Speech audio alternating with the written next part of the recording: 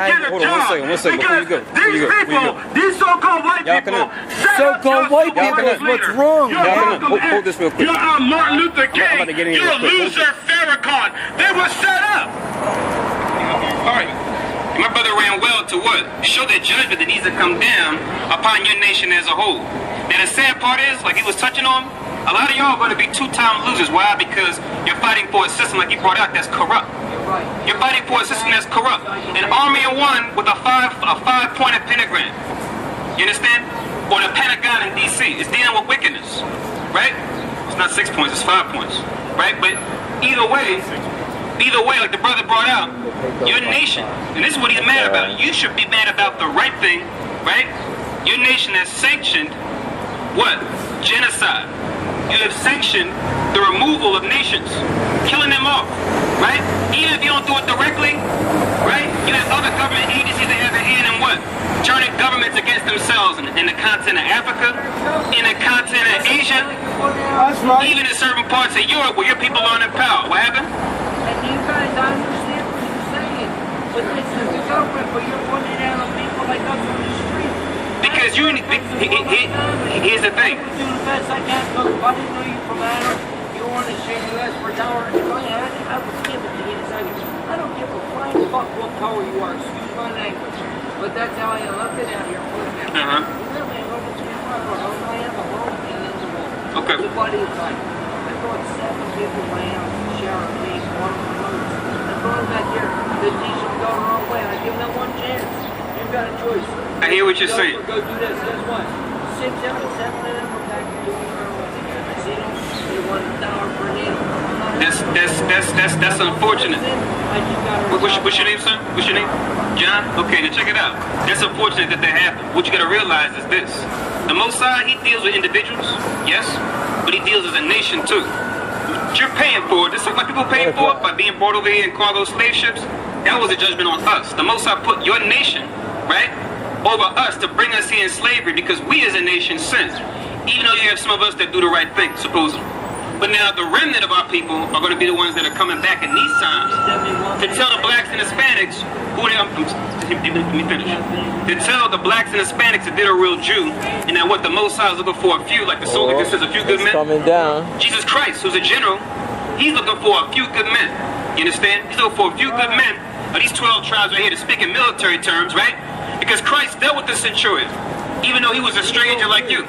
Christ talked about the Good Samaritan. You sound like a good Samaritan, but the Samaritans are still heathen. Christ used them to prove a point. God's chosen people, the blacks and Hispanics, they should be the ones that acting the way that you're acting as far as that's concerned, helping out our brothers, being righteous. What's that?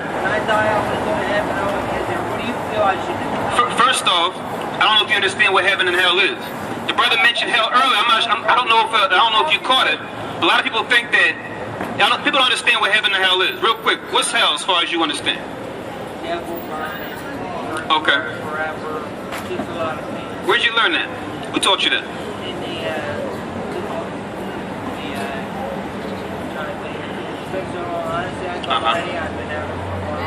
Okay. Coming down.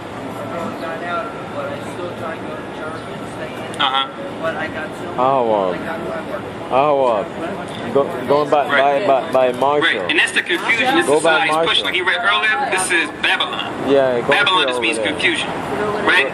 This is a society where they tell you that they have work-life balance, but they keep laying people off because they say they don't have enough money. And people can't even earn a decent wage to do the things they would like to do, like read up on stuff, right? But like he was saying earlier, our people have been going through that since we've been here, right? But now you have the bottom rung of your people that caught hell. I'm not going to deny that. The Irish, right, along with the Italians. The upper echelon of whites, they look down upon them. We know about that. But here's the thing. Like I said earlier, the Most High deals with nations. He says not to be a respecter of persons, right? But the Most High also said that he respects one nation. Let me prove that real quick. Exodus 2 and 25, because they're not teaching this in the Catholic Church. They're not teaching this in the Protestant Church. They're not teaching the true doctrine of Christ. Christ was an organizational leader. He wasn't a religious leader. And like any organization, they always had any movement. They're always fighting for a certain cause, right? Any movement. The Army included, or you said the Army and Marines. Marine Corps, right? Even USMC has a certain objective. Christ was no different. He had an objective too. But also, every organization has a certain constituency that they're trying to cater to, right? And when Christ, it was no different. But now the thing is, we've been lied to think that what? That constituency was every single nation on the planet Earth. When you read the Bible, Christ had respect for the same people that God had respect for. And who did God have respect for? The children of Israel. And we're going to pick up where we left off. We're going to take a brief break because the rain's coming down. Hopefully it'll ease up. That's for you, whatever you're trying to do, but I feel if that's a wrong way to say it, but God bless everyone. If that's wrong to you for me saying that, I don't know how to explain to you, but bless you. How's that? Is that better? Let me give you something better. But I hope Can you remember one verse? Yeah. It's not coming down that hard. One umbrella. You know what? Let me deal with this first. And then we're going to get Proverbs 28 and 9. Hold on 1 second. I don't mean to get mad over it. Like I said, I'm a little black with no Cherokee, but I raised my dad because I grew up with a big farm with 9 brothers and sisters down Bodago, New Jersey. I never knew what a supermarket was. Our pigs and our cows we couldn't name when that was our food. I learned this from Indian thing. And then I learned what yeah, we're gonna hold that thought. Come over here with us. Happened in the 1800s, and what happened with you guys as slaves? Look on the internet. Look what they did to the Native American in the 1800s. To slavery in the 1900s. Just keep this stuff against The the wall. Native Americans treated worse.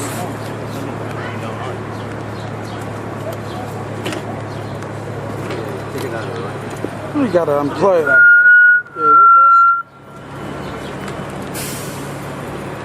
Listen, I gotta run because I gotta go call my wife, talk to my kids. But I got you, but that's for you guys. before you go, get Exodus 2 and 25 real quick. So I want you and everybody else in earshot to hear this. Exodus 2 and 25, because the Most High, He's dealing with one nation in particular. Like we said, He has no respect of persons, meaning what? Just because you got money, just because you're famous, don't mean you get a pass. But in this government run by your nation, they give people a pass because they got money. You know this, right? You know this. Now check out what the Most High said as it pertains. I'm light skinned, you're dark skinned. I'm not talking about that. I'm not talking about that right now. Hold on. So now, Coach, you haven't read in Exodus. Exodus chapter 2 verse 25. And God looked upon the children of Israel. So God looked upon the children of Israel, the people on this side, blacks and Hispanics. Read. And God had respect unto them. Read that again. And God had respect unto them. So it says God had respect unto Israel. You see that? That's why I said earlier, He doesn't have respect to persons. You're right. But He has respect unto nations. That's why Christ said this, Matthew 15:24. This was not being taught when it comes to Christ. Some of you may call Him El Señor or Jesucristo, right? But now, you read the Bible, Christ only came for one nation. He only came for one nation of people, right? But now, we're being lied to about who Israel is. We're being told by those people in the land of Israel right now, we're being told that they're Israel.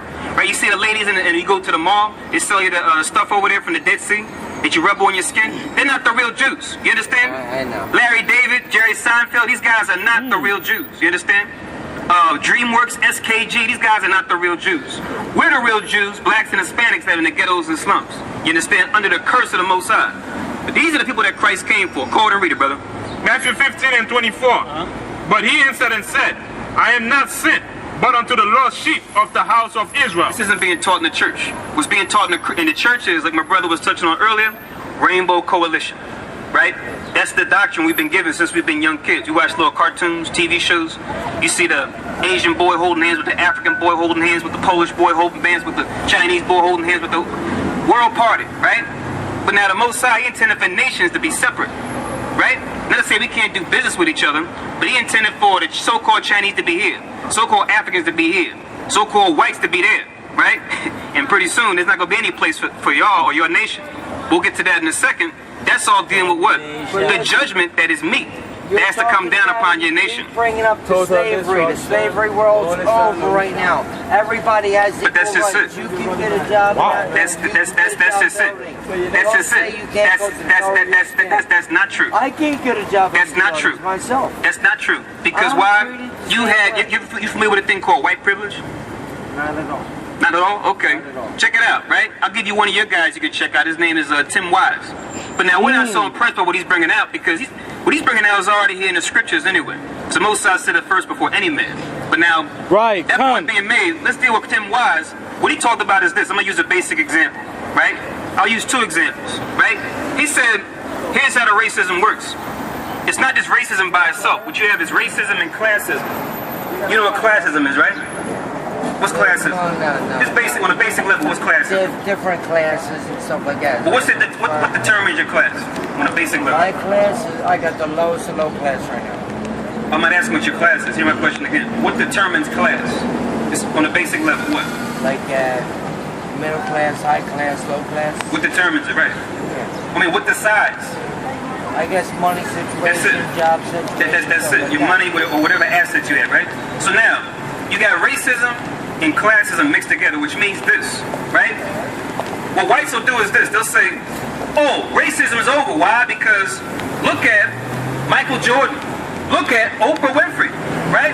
And I'll quote this guy. I'll quote the so-called white man's words, Tim Wise. You know what he said? He said, anytime you can name all the exceptions to the rule on 2 hands, the rule still stands. You know what that means? You can name all the people that are the exception, or it's a small handful of folks. That means that the rule still stands as far as that separation. Because I gotta go call my wife and kids, and okay. It's most important to me. But I do respect what you guys do. I really do. Okay, so now, He's got a little more evil. I hear you. And you gotta speak more. You gotta lighten up, brother. Okay, really. It's not about evil. You're a great guy, my man. It's not about evil. It's not about evil. It's not about emotion. It's about justice for what's right and wrong. Right. Read them You can be happy. You can be happy about the wrong thing, and you can be angry about the right thing. Don't get confused. Let me get back to my point as you walk away, because other people are listening. Okay, I hear you. So now, right? let's deal with the point. I'm talking about. I'm trying to help you out on racism. I'm dealing with your question first on racism, so that you understand. Because I don't want you having the same argument with somebody else later. You haven't gotten. I usually won't even have to. You haven't gotten edified on racism, how it works. Tell me, because I served in the military. I'm wrong. That just really. Listen. I served to support my family for 7 years. Listen. I'm retired. You're coming in emotionally. Country don't do shit for me. You're coming emotionally, right? Which I totally hear your story. But what I'm saying is the military, the government itself is wrong, let alone the military, right? They take advantage of guys like you who don't know what they're doing behind closed doors. Talk to 99% vets. I can talk to my grandfather. He was a World War II vet. Where is he right I know now? he's dead. On the street. I know the truth of the matter, though. So I'm going to speak on the truth of the matter. All right? Don't think that military is not too far from my family, of my family circle. Don't think that some of my forefathers have fought, all right, for a country that could care less for them, for the color of their skin. They could care less for guys like you who do share the same color of their skin. Don't make it an emotional issue. We're talking reason right now. Right. Let's separate the two. That's what I was trying to do when I was trying to explain to you the difference between racism and classism and how they use together to keep everybody divided and to keep them in power. Alright? Let's deal with that. That's why I was trying to deal with you on the classism and racism I'm tip. trying to melt them because him called me Caucasian, and okay, I'm Caucasian, but I do got don't go back to that.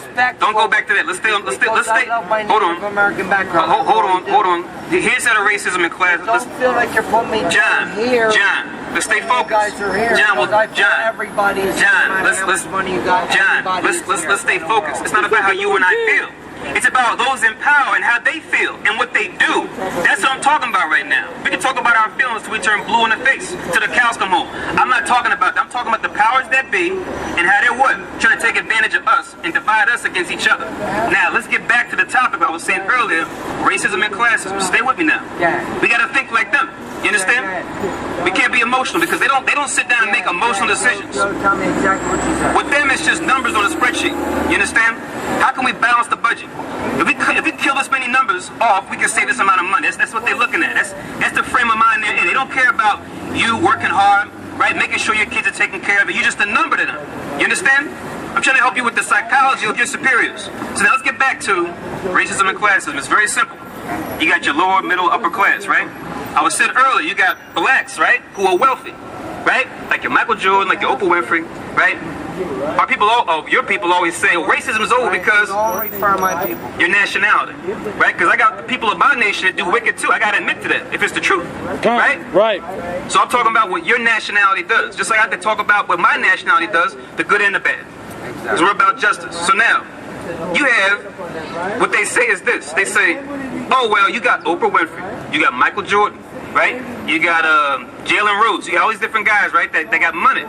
You can name them on probably 2 hands, if not all your toes. The exceptions to the rule, like I'm quoting Tim Wise again. He said, if you can name all the exceptions to the rule still stands. And what he meant by that was this. They are not competing with you. Because someone at your level as far as class, or my level as far as class, would mention Oprah Winfrey, or mention Michael Jordan. But now with them, they're competing with whites at their class level. You understand? They're competing with like a Bill Gates, right? Or like a Lawrence Ellison, or I'm trying to name somebody you guys might know, Warren Buffett.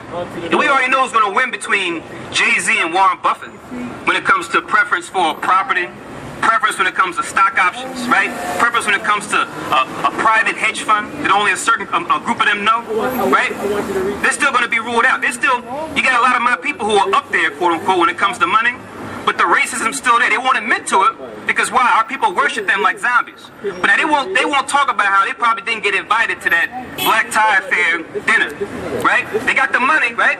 They're up there taking pictures with all these bigwigs, but now they're still being dealt with on a racist level. They still look at them as niggas, even though they don't have money. That's right. You won't hear those stories, but they happen, right? Just like the one where Oprah went over to France, and he said, "You can't come in this store, right? We don't serve blacks in our store." So all the money couldn't fix the racism that your nationality, right, is promulgated. All the money in the world, right? All the press in the world, because why? She has a certain level of influence, right? Oprah's book club, right? She puts a book out there. Everybody's like, "Oh, I got to go get that book." Right? She has a certain level of influence, right? Especially you so-called white women too, let alone so-called black women. But now she still gets called the N-word. She still gets told what? She can't come into a store in France because why? Racism. Who shot first? Who shot first? What I'm exposing is what? Those who are what? Keeping the racism going. The powers that be are keeping the racism going, not me. 2012. I'm exposing Get it. a fucking job. I'm exposing the racism. There's black people that are working hard. I have one, your point. I have so why one, you your point. putting us down? Because we're white. Listen. That's what's I'm making talking me about mad, your nation who's in power. I served 11 years Marine Corps. What the fuck do I have? What you're doing right now is the reason. What you're doing right now is the reason why your nation, the leaders of your nation, the ruling bloodlines of your nation. Am I wrong because I'm white? The reason why, listen to what I'm saying. The reason why the ruling elite of your nation keep getting away with murder is because they keep abusing guys like you, lower class whites, who they could care less about, and they look at you the same way they would look at us. But now a lot of you don't really have the gumption or have the constitution to make sense of that, right? Well, you might have the balls to say something, but you won't see. They won't see you too much longer, or they'll kind of let you run off at the mouth if you don't really have any influence behind you or any numbers. What I'm saying is this: you got to take a second look at your leaders. You got to take a second look at your commanding generals, because why? They receive instruction from the same powers that pass laws. They receive instruction from the same powers that make policy. There go Esau right there. You need to take a second look. You need to take a second look. Esau getting educated and edified. I'm giving you the truth that your leaders wouldn't tell you. Real quick, before you go, John, before you go, I know you're about to leave. You got to call your wife. Get Jeremiah 16 and 19. This is for you. This is a gift for you, John. I just don't like it. Because a lot of y'all. When I feel myself, when I deal with a lot of you so-called whites, you would have ran away already. Just by me dealing with 1% of the truth, y'all run down the street because y'all can't handle the truth. As a whole, a lot of you so-called whites cannot handle the truth. What is being brought out, verse 19.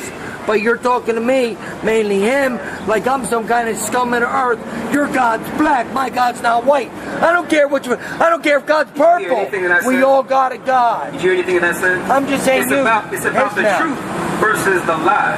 There you go. Your people, whether it's about my people, whether it's about the right that you may have done or the wrong that you have done. Do you believe in God? Do you believe in God? Of course we do. Jeremiah 16, I believe in God. Leave it at that. I don't want to hear it. It's not that simple. People worship Satan and they say they believe in God. Right. As you walk away, read this, because God is not a name, it's a title which denotes a power or an authority. There you go. God is not a name. You just got educated again. Right, you just got edified again. Right? Jeremiah 16, 19 now. You're trying to put me down and say, I was a slave, my family was a fucking slave.